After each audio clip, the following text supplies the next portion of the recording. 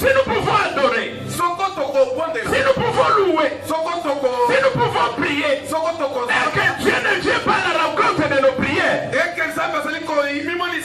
Jésus ne se manifeste pas? On peut prier 10 ans. La prière des jeunes comme clé de bénédiction.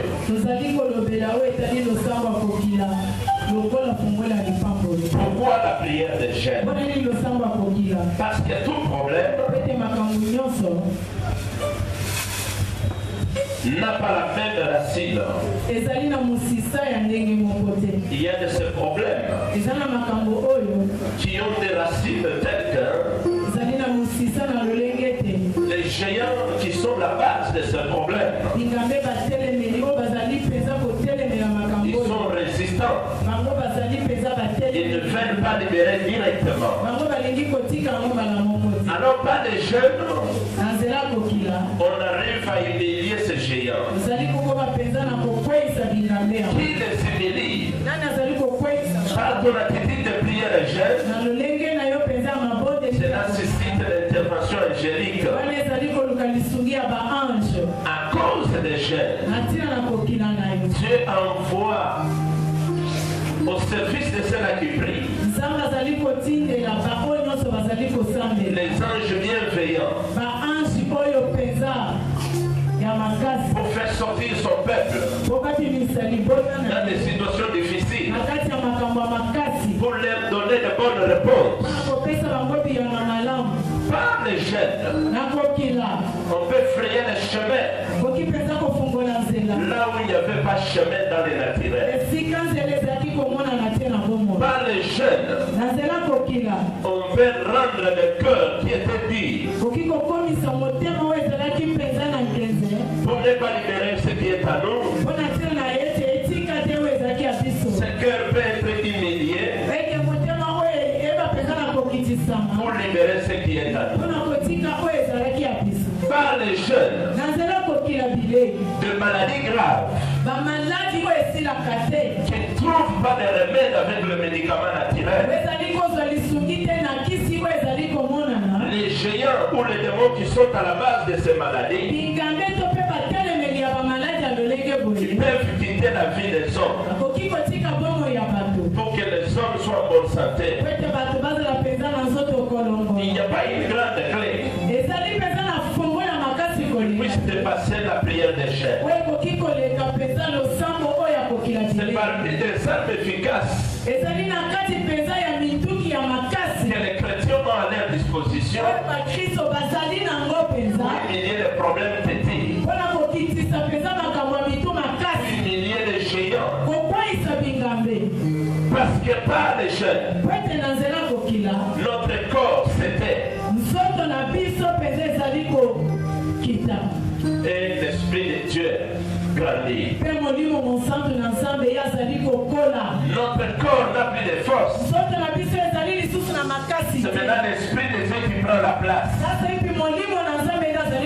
Alors quiconque s'entraîne régulièrement à la vie de prière et de jeûne,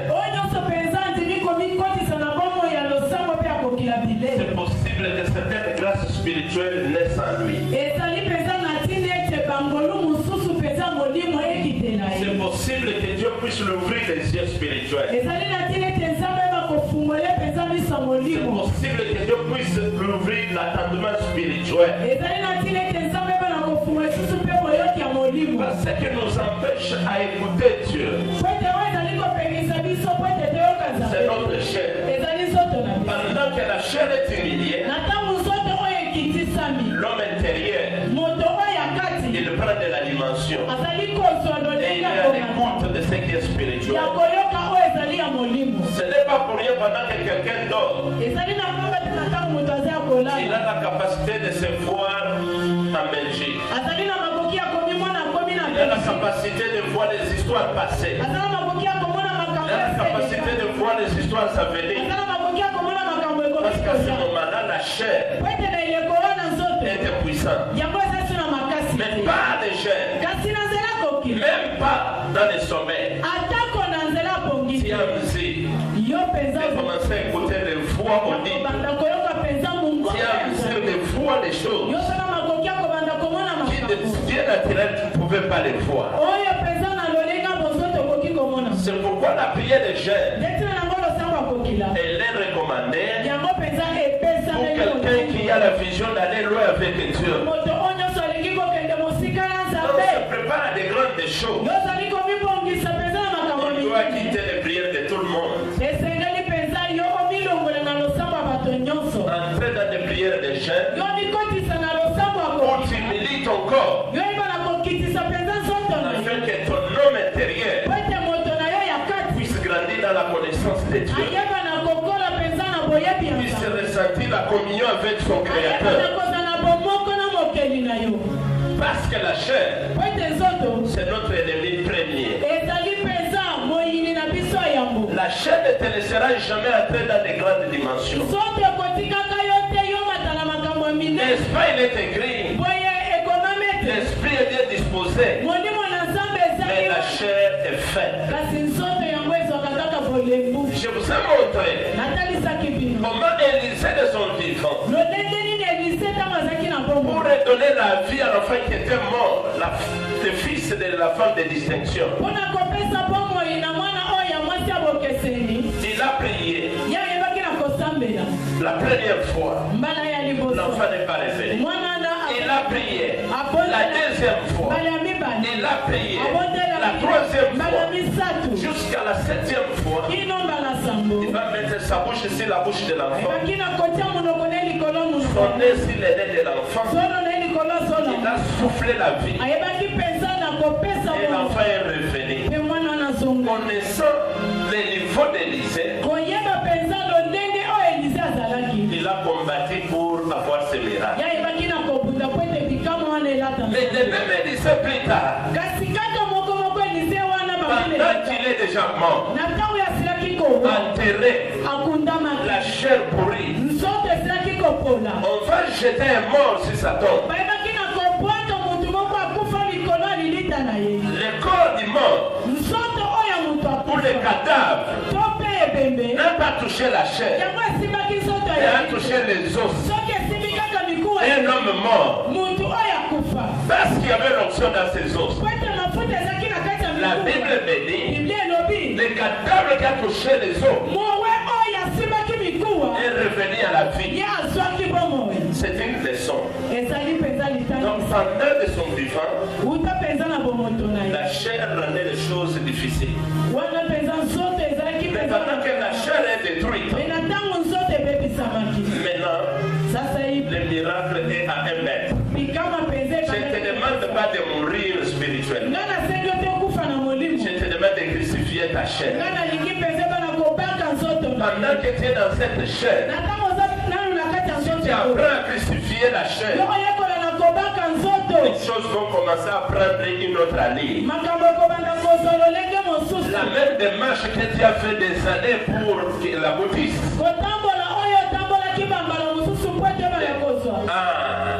Toroyo, okusimba na pete, okupambwa na pete, makambo kufungwa na pete, makambo oyo bonna bozwa na bomoto na mayele so simba te. Lelo na question secret yeba ko crucifier les autres. La vie ya kokila, la vie ya mabonde, kendaka na même démarche wana. Kolba na bato nyonso yotikala, na bato nyonso yozwa, na bato nyonso yonela poti, na bato nyonso yoneza ngaboli. Miso nzambe na pokwa lelo ezala likolo na yo. Miso nzambe likolo na yo pambola baya. Miso nzambe likolo na yo sobola banzela. Miso nzambe likolo na yo esala ete biloko bizali te bizala. Est-ce que tout le monde voit ça yoka? Nous allons voir les jeunes sous Esther. Nous ouvrons nos Bibles. Nous sommes debout. Dans le pays. Dans cela, je les offre dans cela, place les alakités. Les autres symbolités, moi, c'est la kaya mabanga. Les autres, ça n'a été yo, pourquoi qui compte mayo, tenez, si comme ça n'a ni mayo. Est-ce que nous pouvons voir ce yokangai? Nous ouvrons nos Bibles. Esther, chapitre 4, le verset 15 à 17. Vous lisez encore chapitre 5, le verset 1 à 3. Esther chapitre 4 verset 15 à 17, nous lisons au nom de Jésus. Esther envoya dire à Mardoché, va, rassemble tous les Juifs qui se trouvent à Suse et jeûnez pour boire, sans manger ni boire, pendant 3 jours, ni de nuit, ni le jour. Moi aussi, je jeûnerai, de même avec mes servantes. Puis j'enverrai chez le roi, malgré la loi, et si je dois périr, je périrai. Malgré la loi. Dans cela, je n'ai pas la sauce.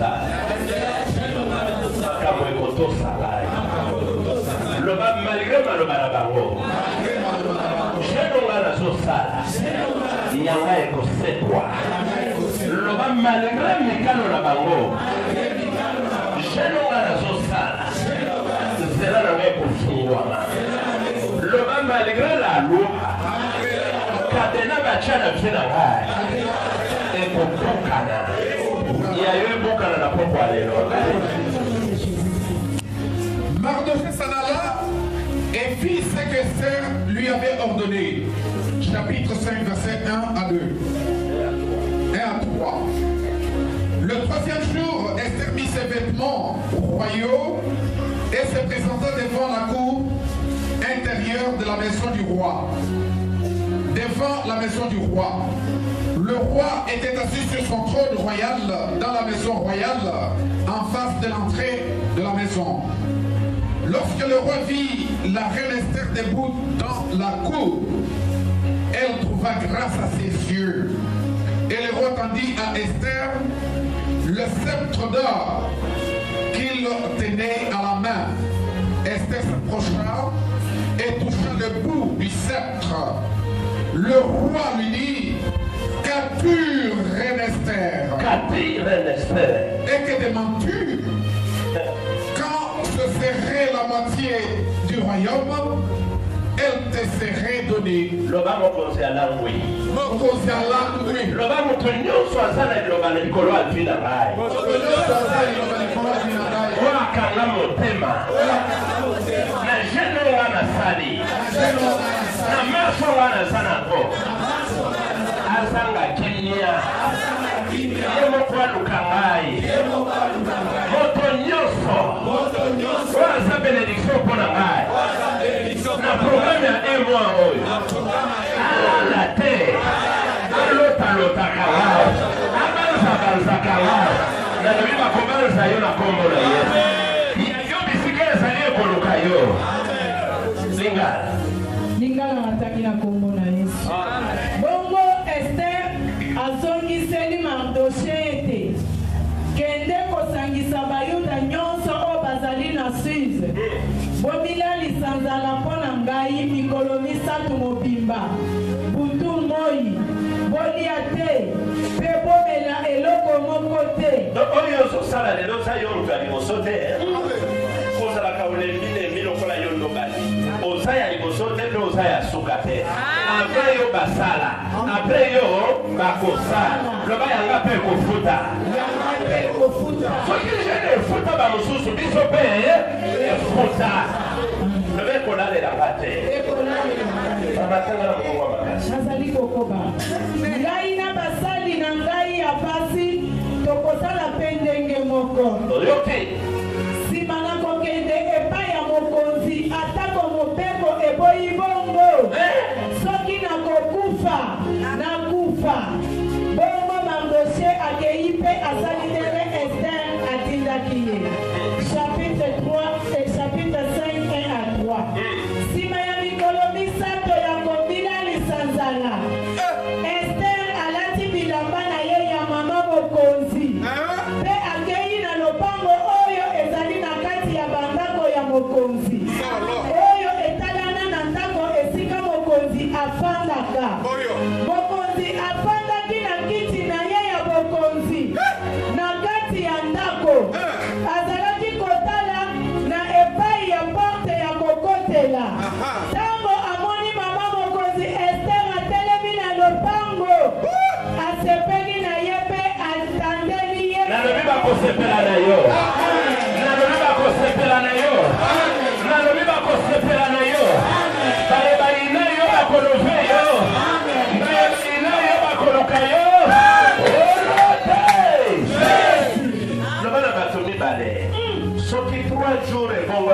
makambo.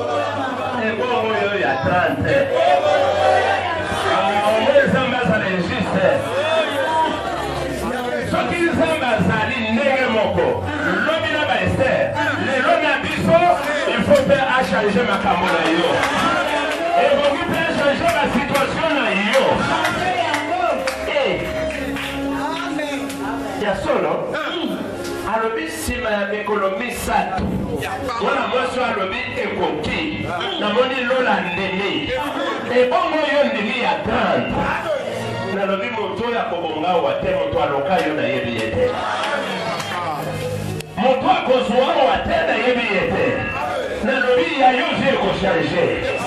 Ebongi je le ko sala ya monene. Mama tanga. Nazobandela verset. Tango amoni mama mokonzi Esther atelemi na lopango. Asepeli na ye pe atandeli nzete na ye ya bokonzi. Oyo basala na or. Esther apusani pe asimbi songe na yango. Mokonzi atuni ye. Mama mokonzi Esther. Likambo nini? Olingi nini? Ezala atandambo ya ba mboka na ngai. Na kopesa yo yango. Ezala mokonzi ya bakonzi na bo. Batata ngai. Zoko sepela katoluka yo. Nanzela bagere. Yanga nyoswa malamu. Wekangama. Na marche tozanango. Efungwama. Au nom de Jésus. Sandela moto nyoswa kangaya. Au nom de Jésus. Bien-aimé dans le Seigneur. Balinga mikati na nkolo. L'histoire d'Esther est connue de tous. Lisolo oya Esther yebani na bato nyonso. Ma Bible me dit, Biblia nangelobi. à un moment donné, Eleko moko ekomaki. de leur captivité à Babylone, Peza na bokangami na bango na bowumbu na Babylone. Mardochée qui était à la porte du roi, Mardochée azaki na ekuke ya mokonzi. à chaque fois qu'il voyait Naman, Na tango nyonso azaki komona Naman. Aman, il ne s'agenouillait pas contre tout le monde. Mardochée azaki kofukama te lokola bato nyonso. À cause de cela, Na ntina na o wana. Aman avait conçu la haine contre Mardochée. Aman ebaki na kozwa penza motema mabe mpona kotelemela Mardochée. Qui était Mardochée? Nani azalaki Mardochée? Il était l'oncle Azalaki noko à la reine Esther. ya mama mokonzi Esther. Ma Bible me dit, Biblia nangelobi. parce que Aman avait conçu de la haine contre Mardochée, Ete Aman azalaki na motema mabe ya kotelemela Mardochée. cette haine alla jusqu'à haïr tous les Israélites. Motema mabe oyo ememaki yeba lisusu na koyina bana nyonso ya Israele. Ma Bible me dit, Biblia nangelobi. Aman dans sa colère, Aman kaka na kati na kanda na ye wana. il complotait. Ya yebaki na kosala makita. Comment il devait toucher le cœur du roi Lolenge nini esengelaki asimba motema mokonzi. pour qu'on puisse détruire tout le peuple Ete d'Israël. na koboma libota mobimba ya Israele. Cette histoire, Likambo oyo. cette nouvelle, Sango malamu oyo. parvint aux oreilles de Mardochée. Eyebaki na kokoma kino na mato ya Mardochée. Alors là où Mardochée était, Nde na wana bisika Mardochée azalaki. il s'était dit, Ya milobelaki. j'ai ma nièce Ngai naza na mwana na ngai ya mwasi mwana ndeko. qui est au palais. Ye oyo aza na kati ya ndako Je dois aller la trouver. ngai esengengaki lokuta na ye. C'est elle qui est auprès du roi. Ye nde aza pene na mokonzi. Ce problème qui vient de naître, Likambo oyo euti kobotama. si ça doit prendre coup, Soki yango mpenza esengeli ezwa ntango. on nous tuera de tous, Bakoboma biso y nyonso. compris elle-même. Mpe na ye moko mpe mama moko. Alors pendant que Mardochée a mis les sacs, Na ntango Mardochée ebaki mpenza na komema sak. Kolata sak. pourquoi on portait les sacs? Mpona bazalaki kolata sak. Cela montrait l'humiliation. Wana ezalaki kotalisa komikitisa. Cela montrait qu'on est dans les problèmes. Ezalaki kolakisa ete moto aza na likambo ya mawa. Cela montrait qu'on cherche la face de Dieu. Moto azali mpenza koluka elongi na Nzambe. Pourquoi il a mis les sacs? Mpona nini alataki sak esengelaki alata sak. Cela montrait que nous sommes en train de nous humilier devant Dieu. Alobi ete oyo ezali kolakisa ete bazali kokitisa tozali komikisa Pour que Dieu change le mal en bien. po ete Nzambe abongola Pour que Dieu change la mort en la vie. Pour que Dieu change la malédiction en bénédiction. Donc depuis toujours, les peuples ont toujours cherché Dieu pour une cause quelconque. C'est ainsi nous aussi enfants du sang. Nous ne serons pas croiser les bras. Nous ne serons pas fermer la bouche. Pendant que les choses ne marchent pas, nous avons un Dieu auprès de qui il faut recourir. Dans des temps comme celui-ci, dans des temps difficiles, dans des temps où nous n'avons pas les pains, dans des temps où nous n'avons pas la solution à nos problèmes. Pourquoi nous sommes entrés dans cette marche de 30 jours? C'est pour humilier nos cœurs au devant du Créateur. Peut-être pourra-t-il avoir pitié de nous pour que le mal change en bien. Peut-être pourra-t-il avoir pitié de nous pour que la mort sorte de nos maisons, pour que la souffrance sorte de nos maisons et que le bonne chose commence. Ce soir, je dis à quelqu'un, nous avons un Dieu qui répond à la prière. Nous avons un Dieu qui voit. Et nous avons un Dieu qui répond. Parce qu'il le voit, il connaît ton problème. Parce qu'il sait écouter ta prière durant ces 30 jours sera exaucée. Et ma Bible me dit, lorsque Mardochée a fait parvenir la nouvelle à Esther, Esther répondra à son oncle. Ça fait maintenant 30 jours. Nous ne m'avons pas appelé par des rois. Il y a une loi établie dans ce royaume. Pourquoi une femme? Pourquoi une femme? Tu ne pourras jamais te présenter devant les rois si le roi ne t'a pas convoqué. Parce que le roi fait plusieurs femmes. Il appelait à tous les rôles. Lundi Kapi, mardi Chakene, mercredi. Alors, pendant que tu n'attends pas Kabinga, n'ose pas te lever, n'ose pas aller. Alors Esther dira son oncle, ça fait 30 jours. Le roi ne m'a pas appelé. Mais toi tu me dis je dois voir le roi pour qu'il change le mal en bien. Mais moi, avant que je n'aille voir le roi, il y a celui qui est au-dessus du roi. Il y a celui qui est au-dessus de la loi établie. Toi, mon oncle Mardochée, rassemble le peuple. Moi de ma part, avec mes servants, nous allons tout d'abord consulter celui qui a les derniers mots. Nous allons voir le roi des rois. Nous allons voir le Seigneur des seigneurs. J'ai dit à quelqu'un ce soir, qui a choisi la bonne part, de venir trouver le roi des rois. Celui qui veut changer la décision de ta coutume. Celui qui veut changer la décision de ta famille. Celui qui veut changer la décision de ton quartier.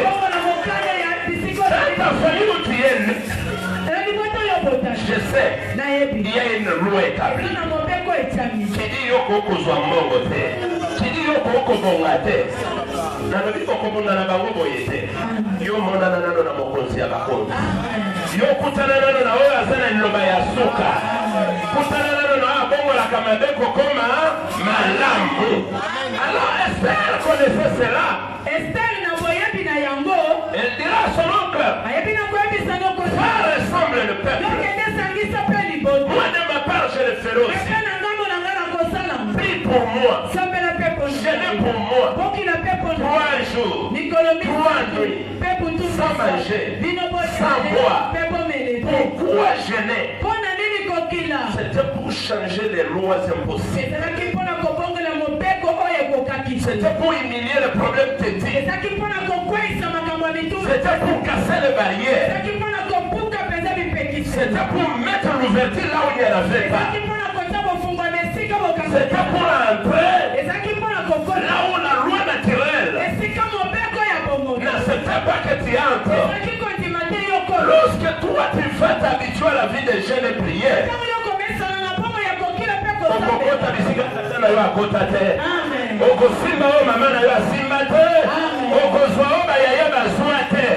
parce que ma Bible me dit, ce n'est pas la force, ni par la puissance, mais par l'esprit de Dieu.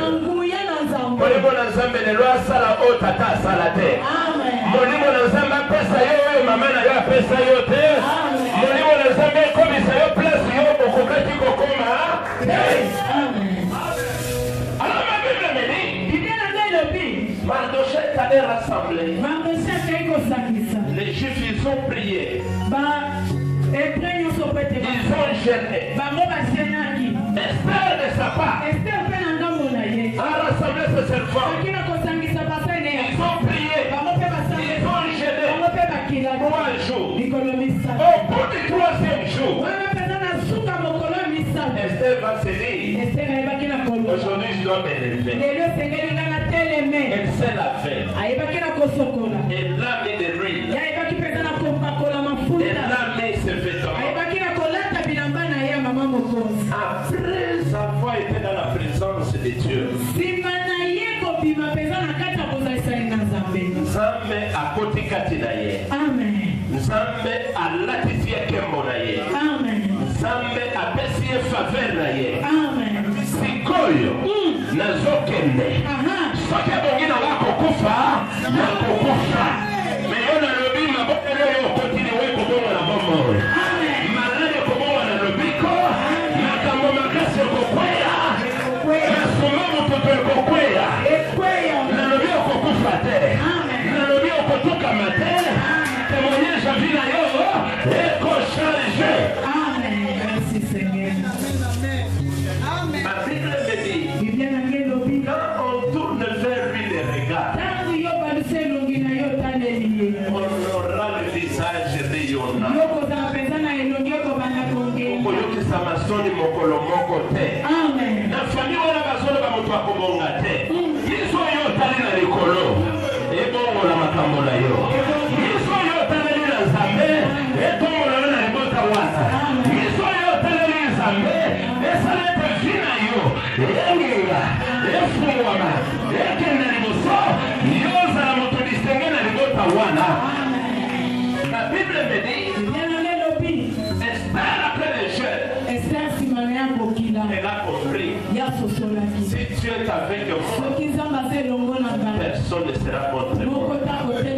Si tu es pour moi, personne ne sera contre moi. Après avoir reçu la gloire, après avoir reçu la faveur de Dieu, elle était convaincue. Les problèmes c'est impossible. Les problèmes c'est impossible. Seront éliminés. Les barrières seront cassées. Ma Bible me dit, ce n'était pas son tout. Ce n'était pas son tout d'aller paraître devant le roi. Mais parce qu'elle avait avec Dieu, ma Bible me dit, elle s'engagea d'entrer dans la cour. Et toutes les concubines du roi qui étaient tout autour.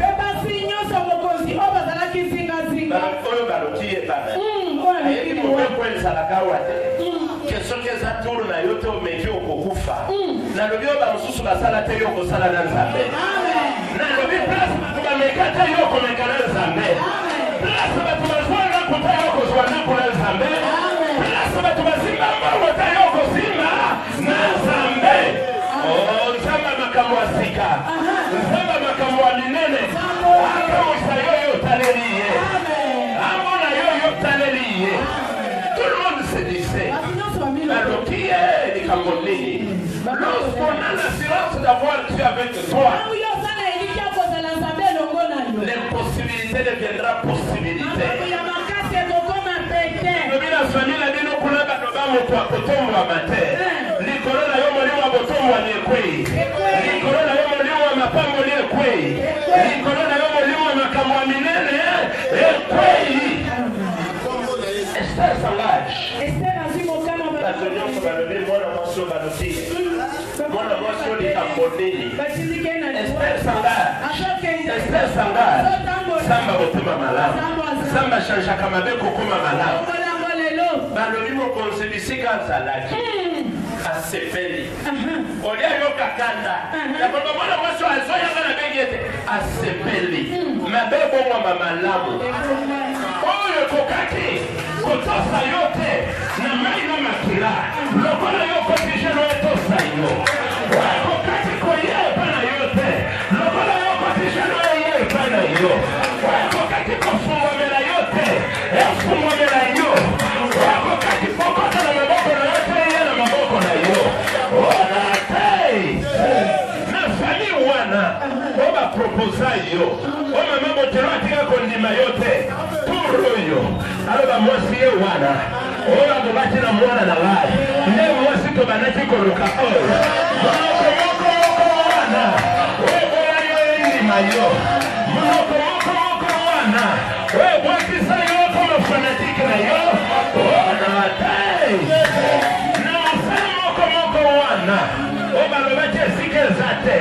Lobi sojo okende. Mano bozalaka wati. Mwana kozelati. Mwana kumaniki koluka.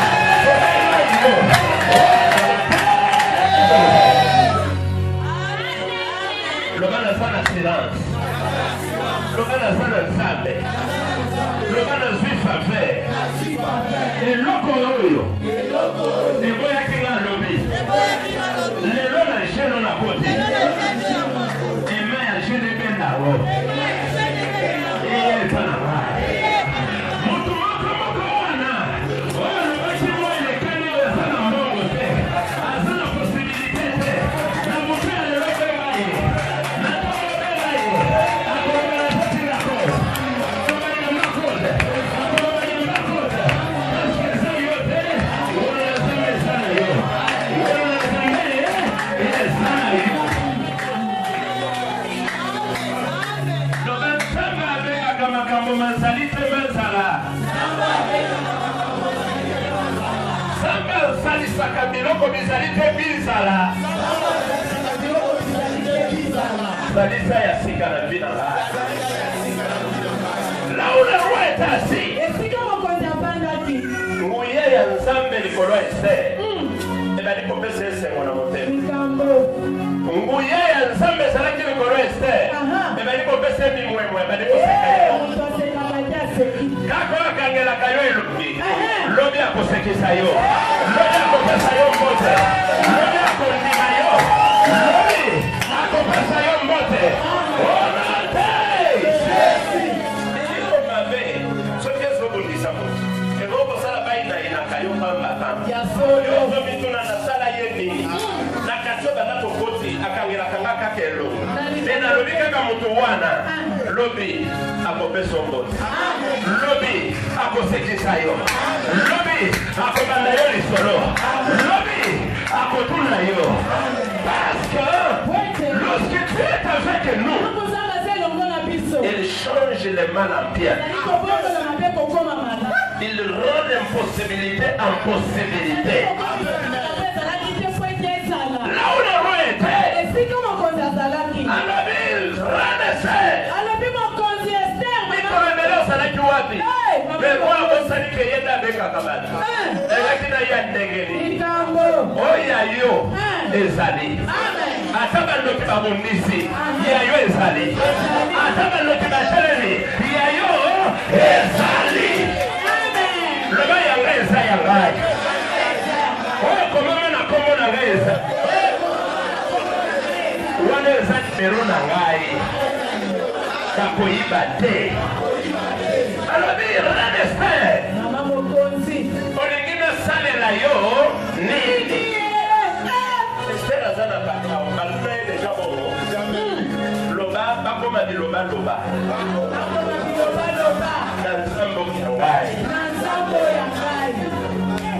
Esther na salela yo nini? Tuna.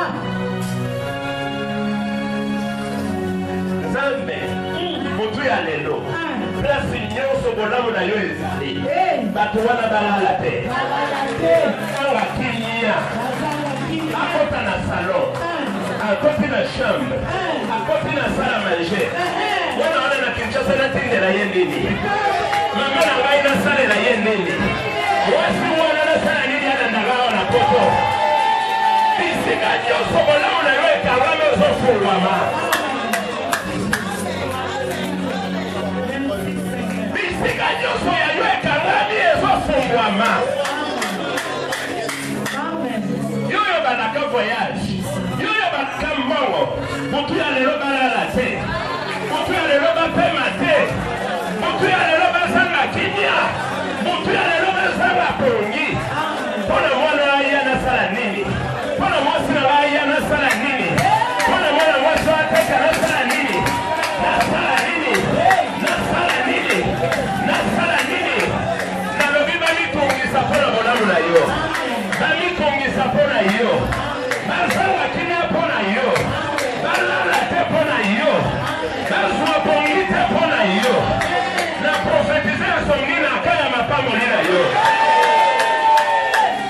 esongi ekanga bango kaka ntango akoresudre likambo nonde azwi kimia kaka ntango akotindela okode nde azwi kimia kaka ntango akobengisa na libala wana nde azwi kimia balala te bapema te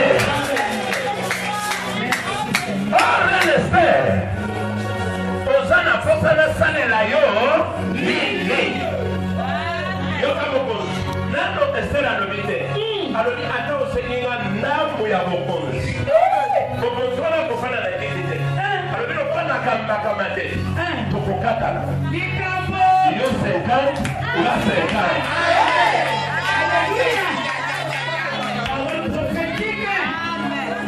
nalobi bakobombela yo lisusu mbongo te ayo nyonso ekobima oyo ayo nyonso ekosala nini ekobima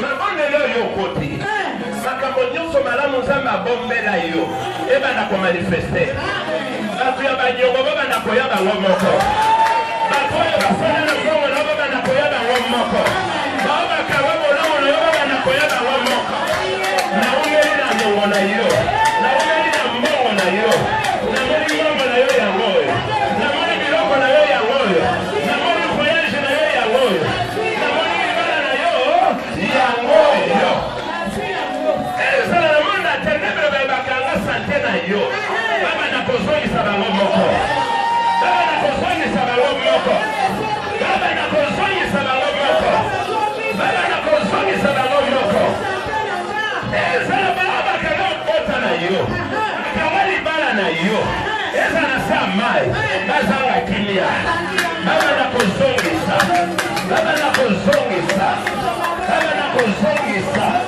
babanda kozongisa by fire by power. Qu'est-ce qui a poussé au roi de manquer la paix? Quoi comme Biloba, la puissance de la prière des chefs. Ma bonne élève yo sokota. Place nyonso bato bakangelaka yo kanda. Bazo koma ba fanatique na yo. Bakondi mate bataka isusu komono na mate mona bato botika ye. Asali bino ni. Na biba ili na batuta na mitu. Na tika na likamona yo bawelana. Na tika na likamona yo baswana. Bakabwana lote. Bien-aimé le Seigneur, la prière des jeunes a fait que la loi établie puisse tomber.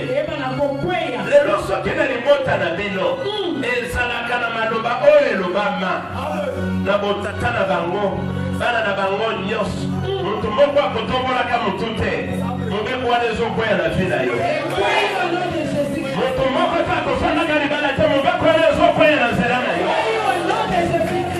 Baola balakela yo basabatu. Kwa sofongola za mokeli. Baba kanela basabatu. Oya ndimia za mokeli. Après batu na mokeli na pesa na no rezo. Mokeli na sana